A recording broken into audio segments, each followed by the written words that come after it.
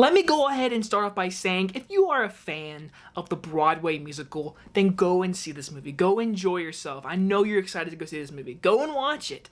If you're a person that just wants to go see a good musical, go and watch it. Make your own opinion. We all have different opinions. People are going to fall in love with this movie. For me, I have different opinions, but it doesn't matter. Go and make yours and just enjoy yourself.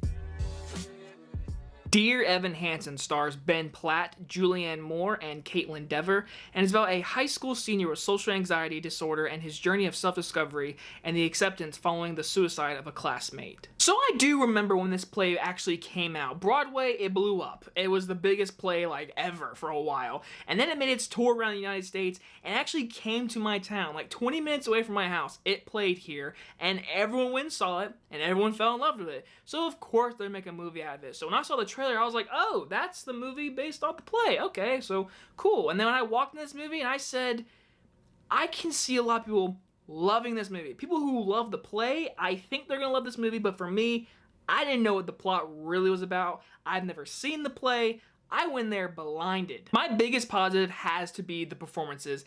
Ben Platt as Evan Hansen is fantastic. His voice is very good. His mannerisms and what he does with anxiety as a character, his little like licking of lips, moving of hands under his lap, the little things he does in this performance is fantastic. I think he is extremely good in this movie. Obviously, he played him on the play, so he knows his role very well, and I'm not surprised he's not playing this character because everyone's all like, oh, he's too old.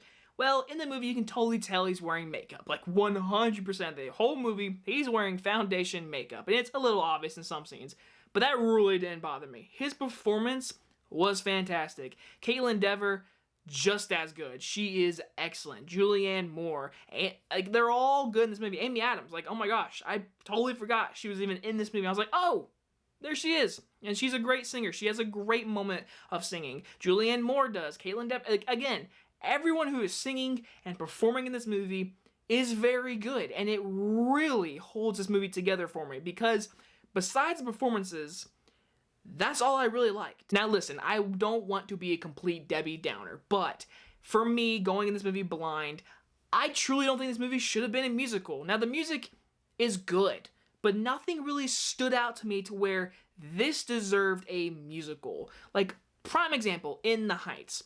That deserved a musical. The surroundings, the characters, all that stuff, and how the story developed throughout that movie, it deserved big moments of musical instruments and singing. It's perfect. For this movie, for being a movie about social anxiety, suicide, and just basically sadness. I mean, this is a sad movie, really.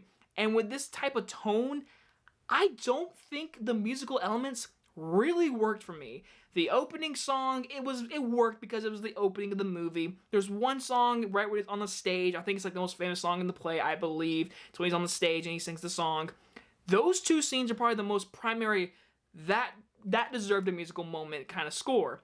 Everything else felt kind of awkward to me, kind of ruined two specific moments for me. A moment between him and his mom, and they start singing, and it kind of ruined the moment for me. It was a really impactful, emotional scene, and it kind of got distracting for me. And I really just didn't like it. I didn't like it. And again, none of the songs stuck with me. I'm not singing or humming any of them. And I know the movie's not supposed to be a big uptime musical, like Happy Joy, but like, it just didn't work with me. There's also very clunky dialogue, and there's character motivations with this dialogue that just feel forced. And what I mean by that is the actual plot of this movie. I'm not going to spoil what the movie is mainly about with this boy committing suicide and how he's going through a lie. I don't want to spoil what the lie is because, again, I went this movie very blind. I didn't really know what the movie's about. But this lie that the whole movie's about is absolutely horrible. What Evan Hansen is doing to this family with this lie is downright horrific, if you ask me. It's awful. And I cannot get behind his character. I kind of want to see him fail.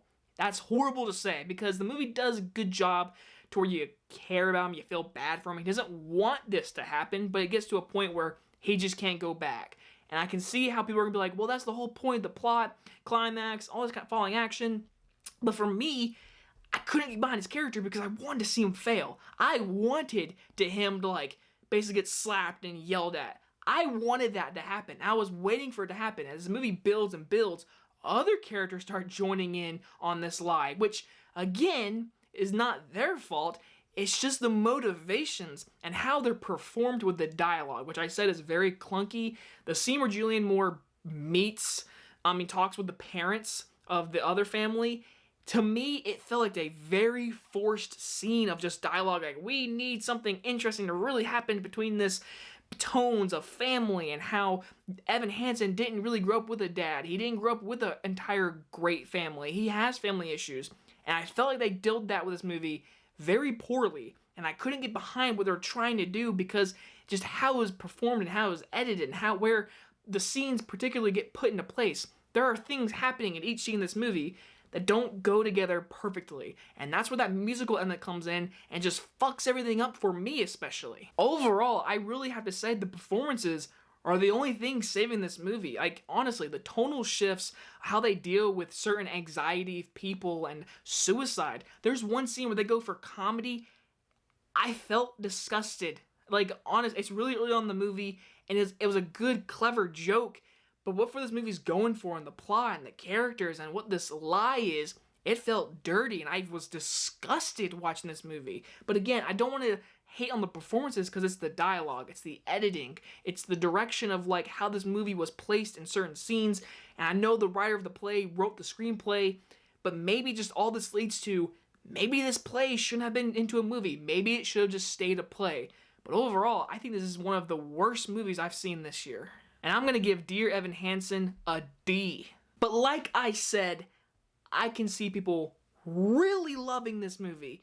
But I'm really interested in seeing what you thought about this movie. I want to know your guys' opinions down below. Please just be nice. Like, if you love this movie, you are allowed to love it. I'm glad you loved it. But for me, I wanted to walk out at certain points of this movie. But that's just me. Anyway, guys, enjoy this earlier movie review. And I will see you guys on the next one. Bye-bye, everyone.